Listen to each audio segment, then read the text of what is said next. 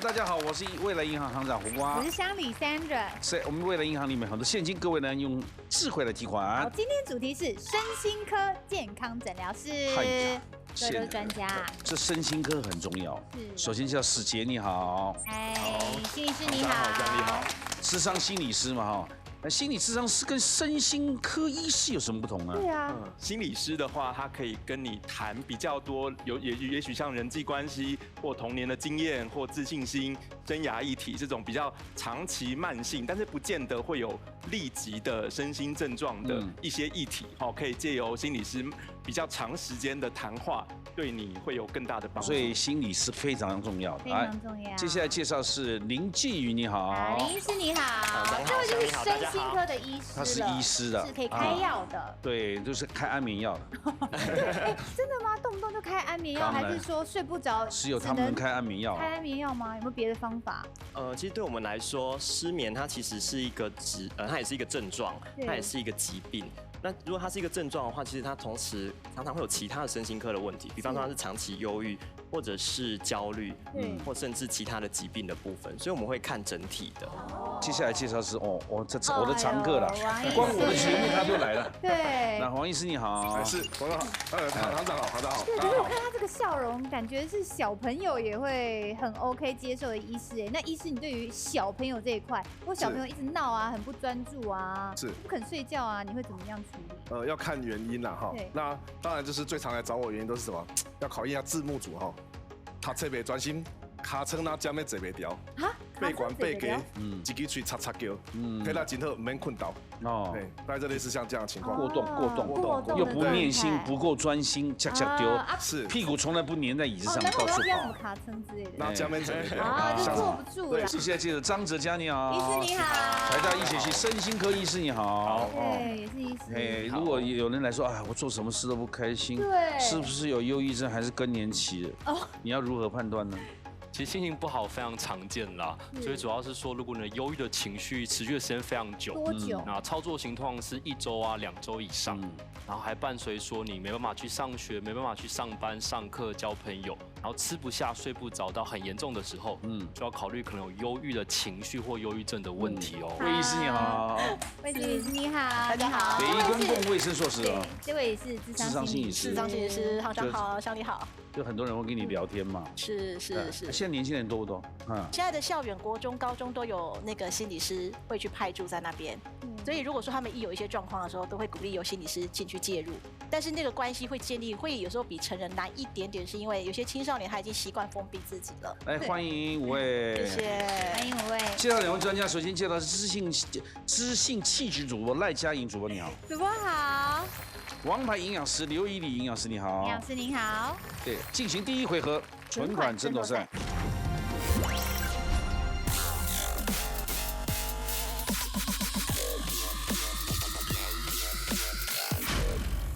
存款争夺赛，Sandra请讲规则。好，这一回合呢，银行金库准备了6万元的奖金，抢答之后轮流作答，每答对一个答案是3000元，6万元要抢完为止，或是2个题目轮完为止。这题呢是由我们赖佳颖主播来举圈或查啦。来 ，Sandra 请出题。世界卫生组织呢已经将网络成瘾列为精神疾病之一，请问根据研究，令青少年沉迷网络的10大原因有哪些呢？干什么？我就知道你会犯错，你是来闹的，对，开始了，请讲了。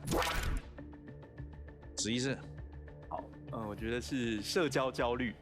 现在很多青少年他可能对于面对面的沟通，他反而容易紧张觉得要看表情，然后要及时对答。可是，在网络上，他们因为有匿名然后可以用自己习惯的图文啊，或者是语气讲话，所以他们在网络的世界是比较活跃的。恭喜答对了。来，请加3000。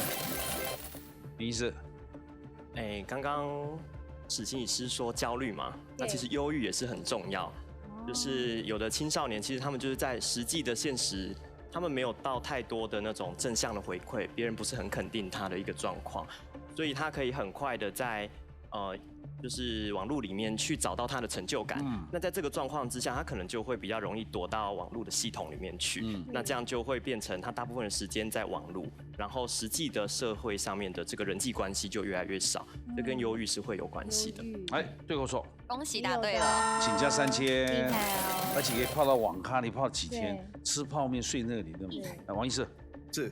那另外想的是家庭教养，因为很多学龄前都常看到就一台平板这边放着，对，家长已经先用那个3C 去教养小孩，所以我个人其实呼吁说，学龄前最好是不要接触3C，对他们的沟通以及社交会比较好。好，恭喜答对了，来请加3000，张哲嘉。有一些青少年有些性格特质是比较神经紧张、神经质这样子。因为有些人是过往经验或性格特质，造成说有的事情比较容易想比较多，造成说比较容易忧郁、紧张啊，不敢去学校，不敢去考试，不敢念书等等等，都有可能造成网络成瘾。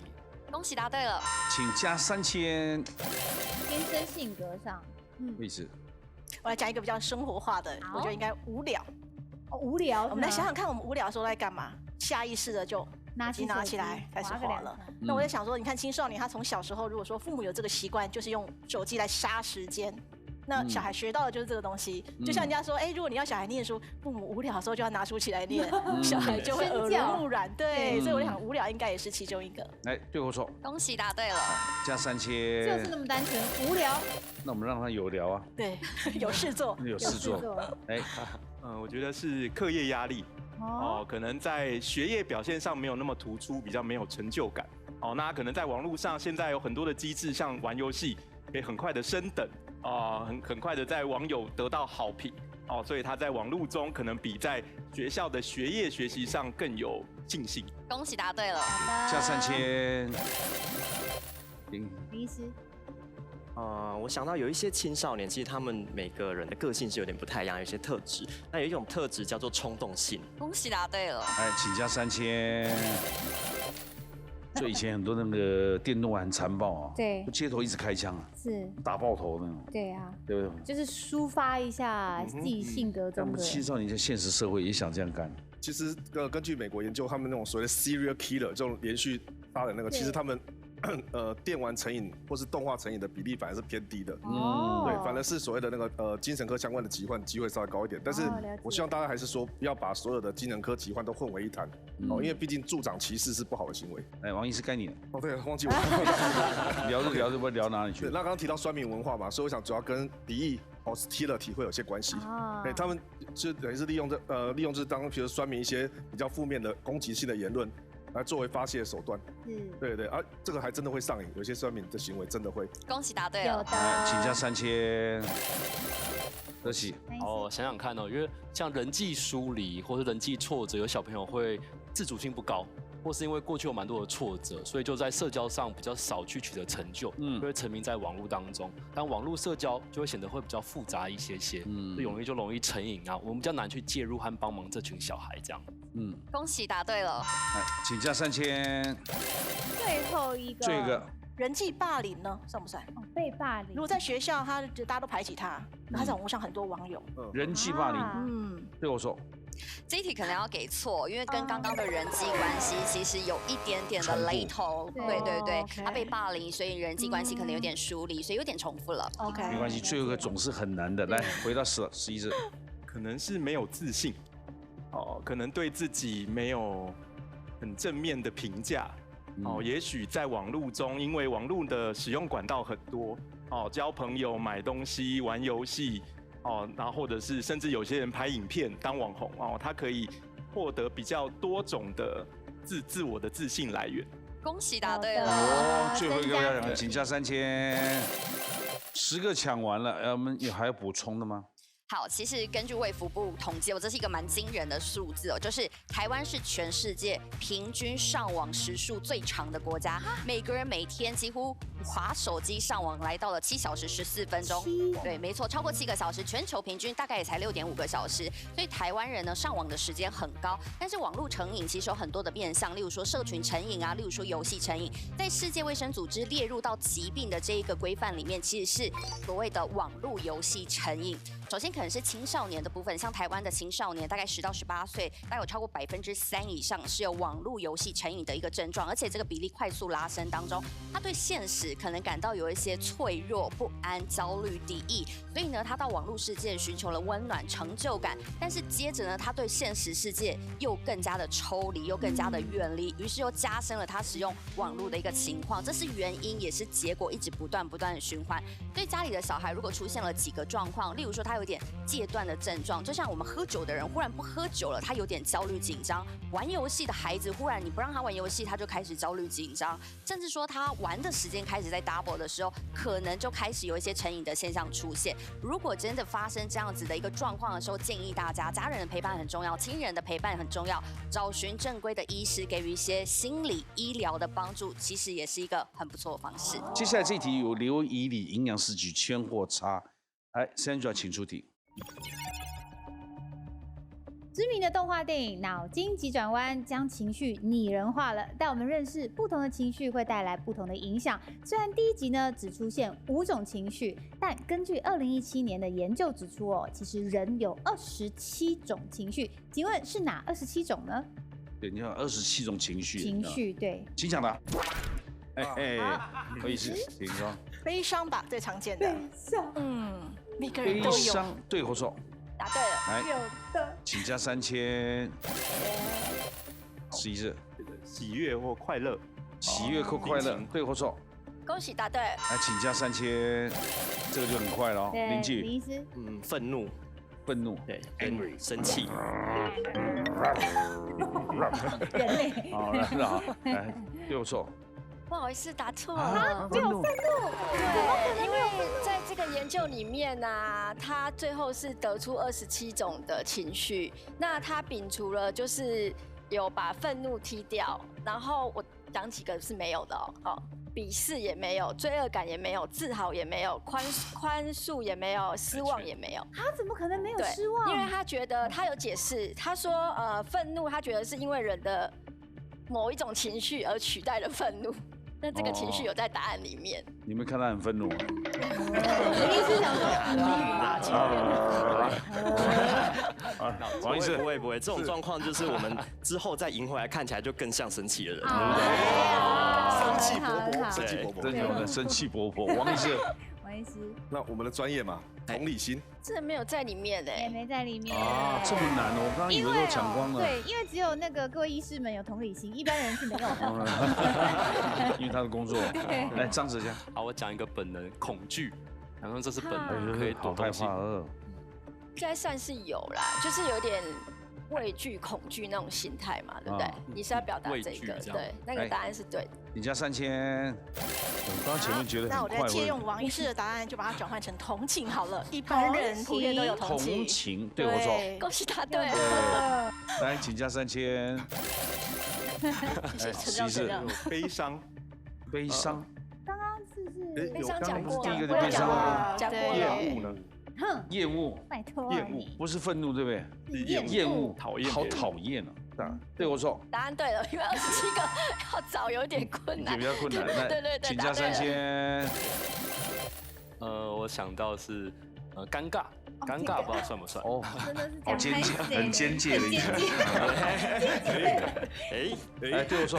恭喜答对。加3000。超容易尖介。来讲个正向的情绪，崇拜。崇拜啊，好崇拜啊！对我说，恭喜答对。有的，不然有什么买票抢票去看偶像？哦，对，抢到这样子疯狂，对不对？每天大家都关心大谷翔平什么时候50-50，没错，对不对？这样就是崇拜。是的，加3000了嘛？好，还有9000哦，来，好，满足，哦，觉得得到一些很满足，对，各种满足，对。啊，对，来，对我错。恭喜答对。加3000，张子佳。当然是像焦虑啊，焦虑算不算？不然怎么会去吃安眠药？焦虑有没有？恭喜答对。OK。来讲一个最人性面的性欲。你说为什么是这个微笑呢？一定有的吗？这个一定要有啦。看你笑得这么开，有吧？有。有。来，对我说。恭喜答对。有的。加3000。讲完了。讲完了。OK。还有要补充的吗？好，其实这是一个加州伯克莱大学的分校一个心理学家他所提出的一个研究，有上期刊呐。那在这个研究里面呢，他这个很细哦，他收集了2185个影片。然后每个影片就是播放大概5到10秒，然后受试者有大概853位的受试者，然后他把它分成3组。那第一组就是说，请他看了这个影片之后，随意讲出心里的感受。然后第二组的话呢，他看了这个影片之后呢，他有34种情绪让他排名，就是说，你觉得看了这个影片，比如说简单讲，它里面有很多影片哦，比如说有猪掉下来，猪从火车上那个卡车上掉下来，然后另外还有比如说像猫帮狗狗按摩，然后这时候你的情绪是什么？或者是说有一个男生嘴巴咬了一个蜘蛛。这种影片就是对，就是不同的，因为他收集了2000多个影片嘛，所以这800多位受试者呢，他就会去经由透过这样子的情绪，然后第3组我刚刚提到第3组是他用正反两方，比如说积极或消极，让你2选1，然后另外再排名感受1到9去排名，所以总共3组的实验呢，总共800多个人，他经由一个统计分析学之后。产生出来，它归纳为就是说人的情绪大概定义有27种情绪这样子，然后它摒除了刚刚我提到的那6种，把它摒除掉。鄙视、愤怒、罪恶感、自豪、宽慰、失望啊，因为我们都认为有对啊，对，而且恐惧才会带出愤怒，这个意思吗？对，他觉得恐惧才会产生愤怒，所以他把这个愤怒把它。就是拿掉。来，我们宣布他们成绩。好，目前呢，许心理师18000，林医师6000，王医师6000，张医师15000，魏心理师15000。进行下一回合，赢者全拿。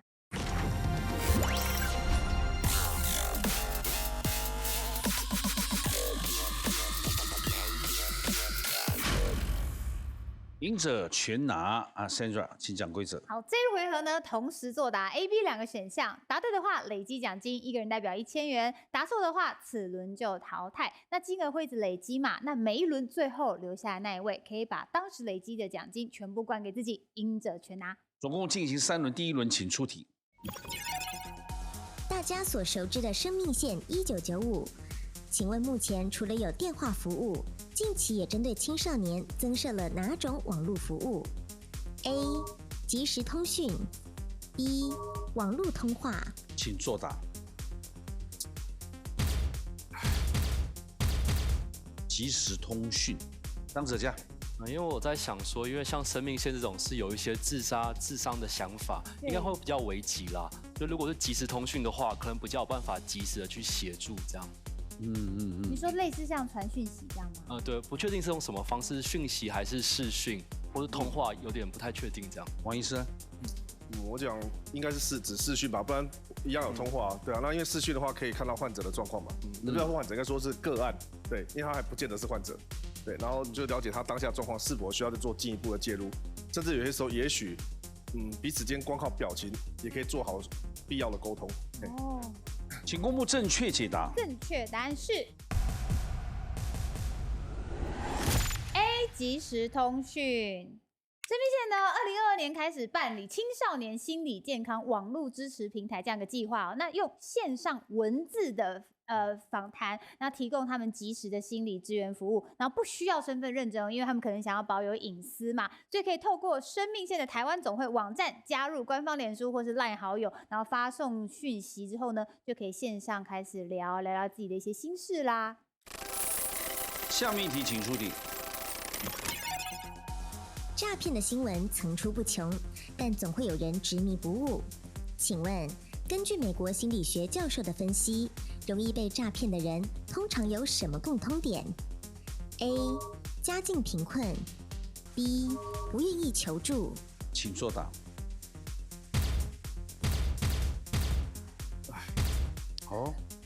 都不愿意求助啊。有时候诈骗的手法其实每个人的经验不一样，如果他愿意多问一下、多确认一下，或许他就不会被诈骗。所以我在想说，不求助是不是表示他比较相信自己的判断，而没有一些查询或客观的咨询等等，容易被诈骗的人呢？对啊。所以大家都没选 A。这个我好像有听过的说法，就是说那个不愿意求助的部分，就好像有些人他比较透过，例如说现在不是有什么爱情诈骗嘛，就有人来跟你聊啊，然后聊之后你就上计了嘛，然后就汇钱给他嘛，然后有人就分析说，这些人有些时候是本来就比较没有跟人家在接触，在现实生活当中，所以他根本本来就没有什么支持系统。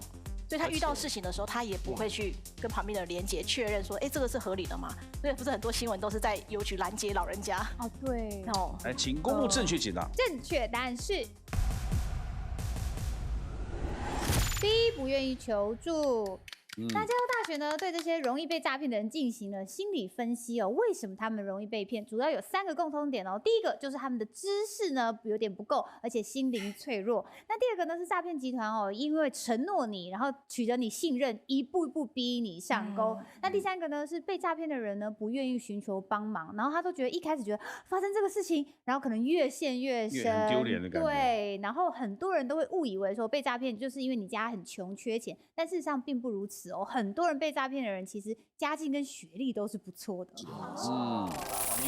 应该有一些人被诈骗之后心情非常不好，也需要看一下咨商师那些。其实蛮常见的，对吼，金额都会非常的高，非常高哦，有时候骗什么几千万、上亿的。或许他们会调查到你的一些账户资料，知道说可能诈骗的金额到多少。那其实蛮多人真的会因此而有忧郁情绪啊、焦虑的问题。下面一题，请出题。流行用语飞到波兰，买好波兰机票，并不是真的要前往波兰，而是在形容什么 ？A. 要出国学医 ，B. 尴尬到想逃走。请作答。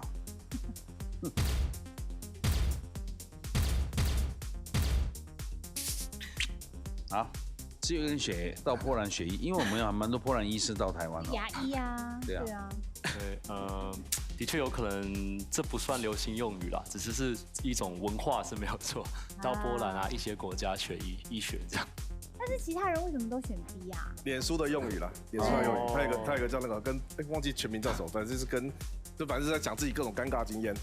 对，然后忘记什么叫，反正有波兰2个字，然后后来就隐喻说我那种就是很尴尬的情况，就是得是飞到波兰或买好波兰机票，或是有过波兰的这样子。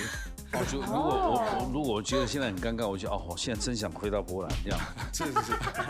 这样波兰机票会涨吗？你公布正确解答。正确答案是 B， 尴尬到想逃走。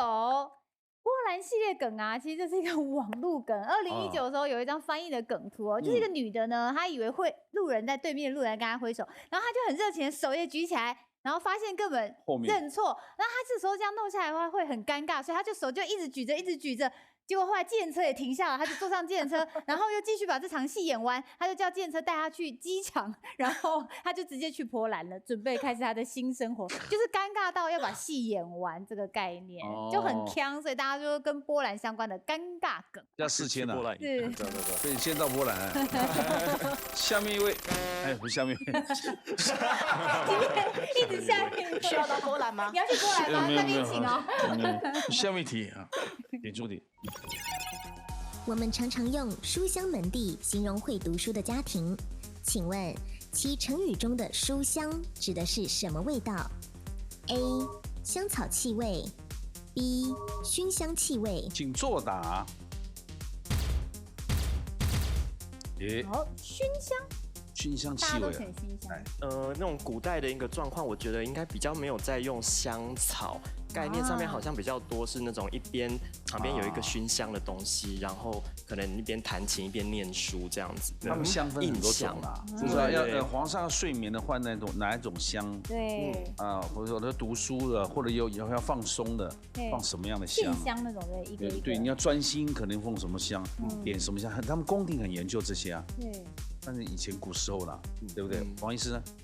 那个应该是指说为了要把书保存好，避免被蛀虫蛀了，所以会用一些那个香料去熏它。会被虫蛀？是的，那他们通常就是说，譬如可能以前是天气好的时候会拿书出来晒，然后晒完书之后再把它就是用熏香去保存好这本书，因为以前的纸跟书是很珍贵的。你看，我跟他聊天像一本书一样，真的。万一答错，我看他写不来。答错就陪学弟做啊，学长要有这种胸怀才行。你也不用学去做，他会回来陪你。请公布正确解答。正确答案是 A 香草的气味。这边的香草呢，不是 vanilla 的意思，不是那个香草，是一种会香的云香这种草。是的。那以前呢，古代真的是会派一种蛀虫叫做蠹虫，会咬坏你的书，所以在书里面放这种会散发香气的云香。那只要打开了这种这种书就觉得香气袭人，所以书香是真的有一个书香味哦。不过你也答对一半了，怕蛀虫咬嘛。对，蠹虫嘛。但是不是熏香，是一个香的草。以前真的是要晒书，云香是比较像那个柠檬、柑橘之类的植物啊。还继续再讲，我懂，我知道什么是云香。以前真的要把书晒一晒啦，对。现在一样啊，你最好晒也是晒棉被啊。现在人都没在看书，现在人都什么有声书啊，我说棉被出来晒枕头啊，衣服也是靠晒的最好嘛。来，请回来，不用你陪他，他来陪你啊。14000保留到下一轮第3轮了，对不对？第二轮，第一轮没人拿嘛，第2轮第1题请出题。不会动也能当宠物。近期南韩人会养什么来平静身心灵，甚至还会帮他们取名字 ？A. 石头 B. 干燥花。请作答。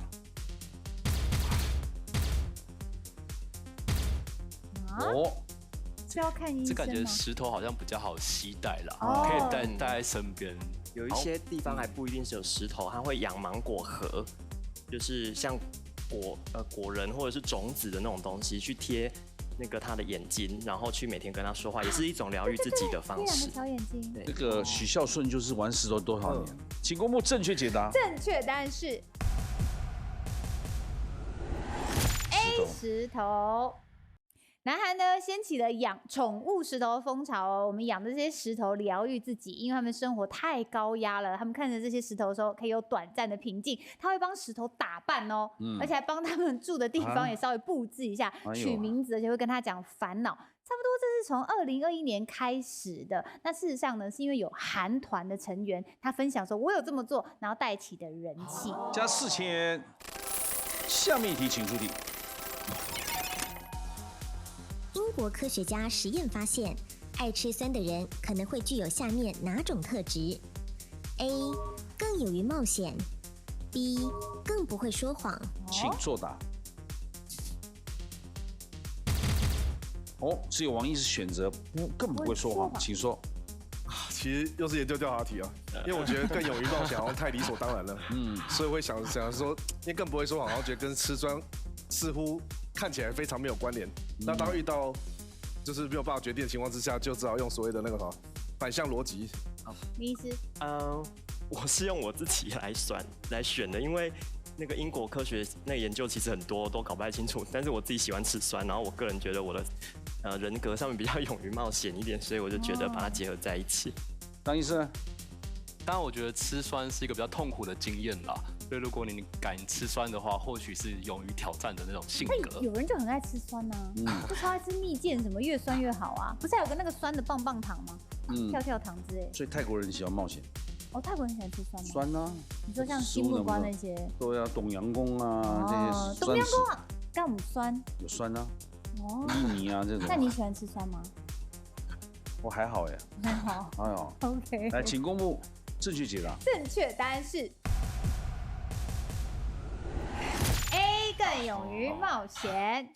根据英国大学的研究人员发现成果，酸味更容易让人冒险。那像甜味跟那种很鲜味会让你更保守行事。那如果是咸味跟苦味的话，就对人的性格比较没有那么一定。加3000。下面一题请出题。根据德国研究，个人偏好的电影类型可能跟其大脑运作方式有关。请问，喜欢哪种电影的人容易受到情绪刺激的影响 ？A. 惊悚片 B. 动作片。请作答。2个人选择的是惊悚片。魏医师。我想到的是，因为他讲情绪刺激嘛，我就想到杏仁核。主要是跟我们的情绪刺激的反应有关，所以我就想说，那应该是惊悚片吧，就是不断的在刺激我们的杏仁核。那动作片的时候就哇爽片这样，爽片过瘾啊，过瘾。那惊悚比较像是情绪上比较深度的那种惊吓或什么的，比如说晋升这种，对，或害怕，对。你的张人，对，我是反向的思考啦，因为太容易受刺激的人，不知道看惊悚片会不会感受到不舒服这样。就想说，那动作片会不会相对比较不容易受到情绪的刺激？正确答案是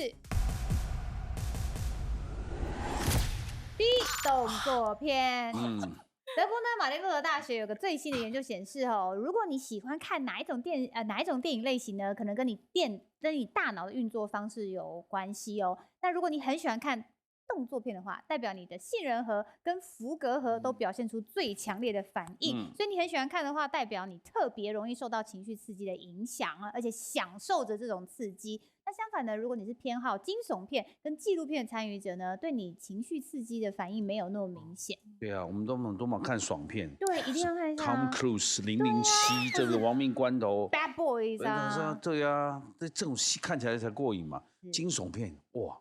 自己都吓坏了，人吓人，吓死自己，干嘛看这么惊悚？而且重点是，我觉得是有没有享受这种感觉，因为动作片你会享受，惊悚片有时候享受，鬼片你是虐待自己，没错，对不对？对，喜剧片就好了，动作片这两个对不对？对，来，两位请回来，加1000，22000块，请进入张哲嘉的账户。哇哦，运气好，高哎，一下子，运气好，来进行第3轮了，第3轮请出题。年底是许多百货公司周年庆的档期，不少人会在这时候大肆血拼。请问，购物前应该避免喝什么饮料，否则会更容易冲动购物 ？A. 咖啡 B. 气泡水。请作答。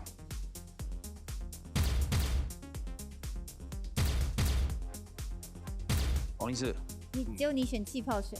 因为想的是咖啡，如果是刺激剂的话，其实刺激剂好像不是对那个什么，对前额叶的那个效果比较好一点嘛。对啊，所以会不会反而比较不冲动啊？我也是。我自己是在猜咖啡啦，因为一方面是因为咖啡，我们不是常说咖啡要提神，然后买一买就好，战力来了继续。可是咖啡会一直利尿哦，哈。调顿一下这样，然后再来买。我觉得咖啡就是比较亢奋，然后会不会你购物欲也会提高，就整个人很嗨，很有战利品越买越多，哇，好开心啊！而且一结账也不管，一直刷，回去才刷，哎呦，已经刷了200多万。哇，你的卡额度真高。对。然后有的就会来找我们咨商，确实有这个循环哦。购物的有来找你，就是情绪消费，然后到时候有很多的罪恶感，然后来咨商。正确解答。正确答案是 A 咖啡。那英国心理学会呢表示如果你进入商店之前呢，只喝了1杯意式咖啡，比起你喝了无咖啡因咖啡或是水的人呢，你会多花了1半的钱哦。对，而且呢，你喝的咖啡整个是意式的 espresso 那种，你也会倾向选择比较高享乐的物品，比方说吃很多奶油啦，或是一些放松的产品，而不是实用的产品。所以啊，这是因为喝咖啡之后呢，你会感到非常的嗨，然后你逛街也不会累，你就想要延续这种快感，所以咖啡因引起的心跳加快，让你觉得更兴奋，更想要买更多。对，所以你看百货公司底下都是那个小甜点的，卖蛋糕的，卖冰淇淋的，这样是啊，都是几乎这样子。不过如果能让你买的很开心，也是一种好事啊，也蛮好的。对，如果经济能力可以的话，对，就越买越痛苦，买的很赌气啊。来，请休息。来加4000。下面一题，请出题。德文中会用 Torschlusspanik 形容时间即将用完的烦躁感，中文会翻译成闭门恐慌。请问这个词的由来是什么 ？A. 柏林围墙的建立 B. 中世纪的宵禁。来，请作答。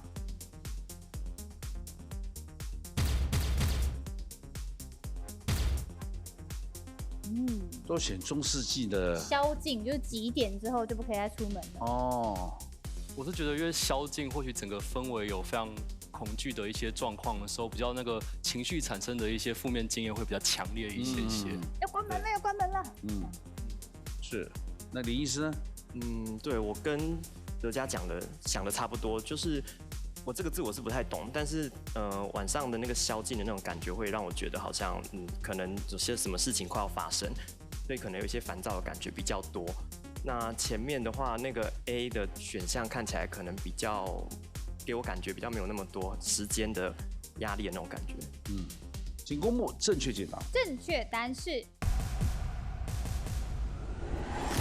B 中世纪的宵禁。闭门口慌呢，这个概念由来啊，其实是中世纪的欧洲，当时的城门呢晚上会关闭，如果你来不及进门的话呢，你自己在门外过夜，你有可能会被攻击啊，或是你要在缴费之后才能进城，所以大家会在就是在闭门之前产生恐慌。时代杂志呢也用闭门恐慌来描述柏林围墙的盖的时候呢，东德要为了阻止人逃到西德，所以采取各种手段。当时的人民呢也是有很强烈的闭门恐慌。来加4000。下面一题，请出题。才高8斗形容曹植的才学极高，请问剩下2斗分别是这句话的作者谢灵运和谁呢？ A. 陶渊明 B. 天下其他文人。请作答。这题很难啊。哎呦，天下其他文人。我读书的时候是说，老师是不是讲过说谢灵运是一个很骄傲的人，所以他觉得他自己分很多，然后其他人那么多人只分一点点。他好像是一个很才学很高的人。好像我印象中有听以前的国文老师讲过这一段。好，请公布正确解答。正确答案是 B 天下其他文人。谢灵运呢是晋宋之间的诗人由于他才华出众，可是不得志。那他曾经说过一段话，他说：“如果把天下的文才总和当作一担是一个单位，那么曹植呢一个人独占8斗，我呢自己得1斗，那天下其他的文人加起来也给他们1斗。表面上呢好像是在讲曹植很厉害，但事实上也是暗讽这个世人所有加起来的文学才华呢，还不如跟自己也捧自己了。对，但事实上呢，因为他很不会做人嘛，所以他一直在官场之间不是很顺，然后几度都被贬官。后来呢，在广州被杀掉的时候，其实他才49岁，也个性比较孤僻一点啊，很孤僻一点。对，来加4000。一直在累积奖金所以不要有机会了哈。来，下面一题，请出题。心理学家发现，打麻将时不动声色的玩家，在遇到手气不佳的时候，会选择做什么事 ？A. 努力做大牌 B. 逃离牌桌。请作答。哇，一样的答案。努力做大牌啊！你说手气不好来做什么大牌啊？我觉得他不动声色的玩家，他感觉就是会觉得这一切可能某种程度上还在自己的掌控当中，所以下一个如果我做大的话，或许有可能可以，就是有一定程度可以逆转胜。对，当然就是某种猜测这样。其他都想到手气都不好，快走了，意思是不是？像麻将有一种说法叫拐气我逃离牌桌就坏了人家的气，就不要让人家那么顺。来，先休息一下，吃饭了啊，吃饭了。你也会这样吗？喊一下这样？不是，有一句话讲，赢叫惊吃饭嘛。赢的手气正好的时候就怕中断了。输叫惊天光嘛。棒球敢没赛？就去上个厕所可以吗？那连庄你故意拐人家可以啊。他连庄你起来啊，我不知道，哎呦，对不起，我尿很急，我都不知道你连庄啊，你知道？就搞这个气一定是会拐到嘛。那个手气不好的人就等吃饭啊，对不对？对。那手气更不好的人讲怕天亮了，要撤掉。要走了这样。啊，就输定了嘛。来，请公布正确解答。正确答案是 B 逃离牌桌。其实牌桌上那种不太讲话的玩家其实才让人家很惧怕，因为你从他们脸上看不太出那种情绪的起伏，所以你根本不知道他们拿到的是好牌还是坏牌。那这种人呢，他们手气不佳的时候呢，就会找机会逃离牌桌，避免损失更多。就像他们说上个厕所或者说没办法，我老婆在叫我要赶快回家了，这些理由呢，让他赶快退出游戏，避免损失更大。离开是比较没风度啦，就是说你不能离开，变三家等你少一咖。哦，因为你们打都一定要打到讲好时间的，对，这种咖以后就不会再找他了。是不是？那就是要打完，再怎么困难，你要坚守住，我要打。那想尽也没关系的，就让他忍耐一下。但是没有啦，百无禁忌啦，其实会赢就是会赢。休息一下，谢谢啊，加3000，15000，下面一题，请出题。兄弟姐妹的排行也可能影响性格，请问长女比较容易出现哪一种心理特质 ？A. 生育意愿低 ，B. 对他人要求高。请作答。哦，对他人要求高，没有人选生育意愿低。当姐姐的会要求别人哦，因为她是姐姐。我可以大概从我的经验解释一下，因为我在我的咨商的白谈者里，蛮多有是长女的，然后他们常常被，就特别是传统的一代，我想行长就很清楚，就是会被要求说你要长母如姐啊，然后长姐如母啦，就是对，刚好相反了，这样 OK， 就是要开始照顾弟妹，所以他们通常从小就被是很高要求的对待，所以也许很自然就会觉得其他人也是应该要这样子。哦，对，请公布正确解答。正确答案是 A， 生育意愿低。那外国社群呢一直讨论所谓的长女症候群哦，这个其实不是正式心理学的诊断结果，但是常用来形容，如果你是长女的话呢，从小你就要照顾你的弟弟妹妹，你就是姐姐母职嘛，我都照顾小朋友这么久了，导致我长大之后我不需要再走一次吧，所以他的生育的意愿会很低落，或是心中根本就排斥生小孩。原来如此。我看到很多长女是未婚。哦，对，他们直接就不选择婚姻了。哦，来，2位请回来。哇，那就没有人拿走这15000，15000呢又回到我们行库了。我们宣布3轮比赛之后的奖金。好的，史杰心理师18000，林医师6000，王医师6000，张医师37000，魏心理师15000。恭喜张哲嘉成为今天的获胜者，进入最终决战 Battle ATM。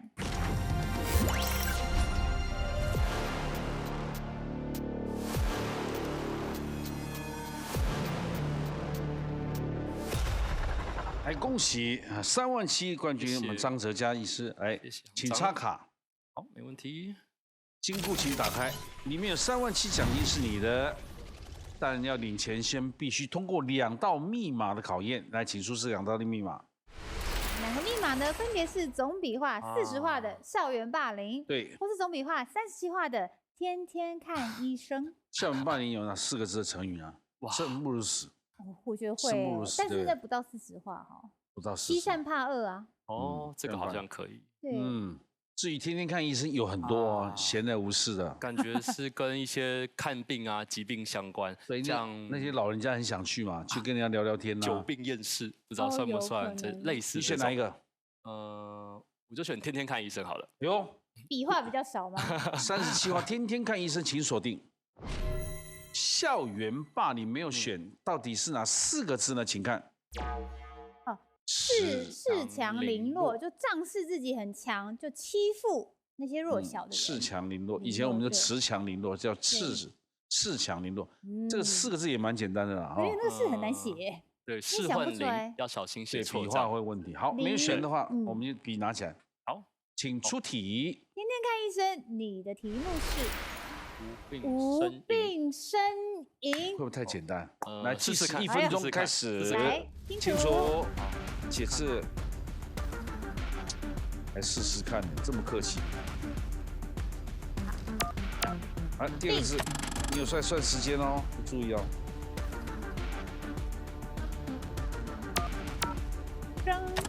生。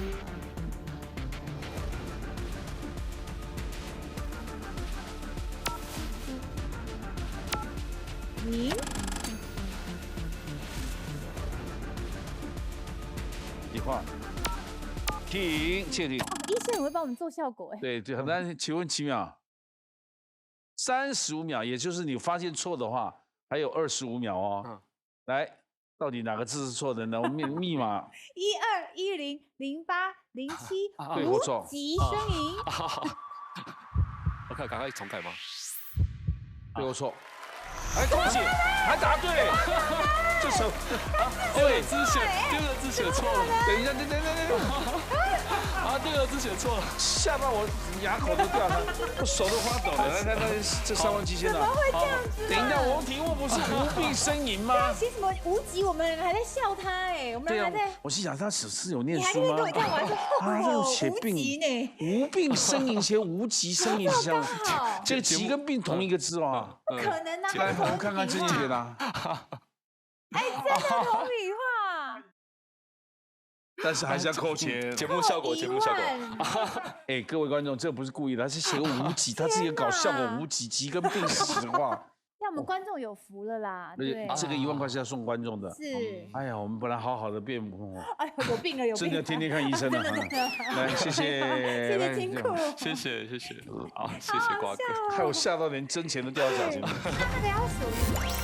哇！他这个还不算恶劣，有的人已经算好笔画，那字都乱写的。他是真的写的几，结果刚刚笔画是一模一样。结果没想到这样子，居然密码是对的。不过你是替观众谋福利，虽然3万7，按照节目规定，你密码对了，我也让你提款。对呀。但提款规则之下要扣1万块给观众，那观众怎么拿这1万呢？是的，如果想要知道怎么拿1万呢，赶快上我们的 YouTube 或是我们的 Instagram， 可以好好查一下怎么样参与活动得到这1万块哦。是，好，谢谢各位医师，今天大驾光临，运气也不错喽。啊，晚上8点锁定，拜托 ATM。把智慧变现，谢谢大家，谢谢你的1万块。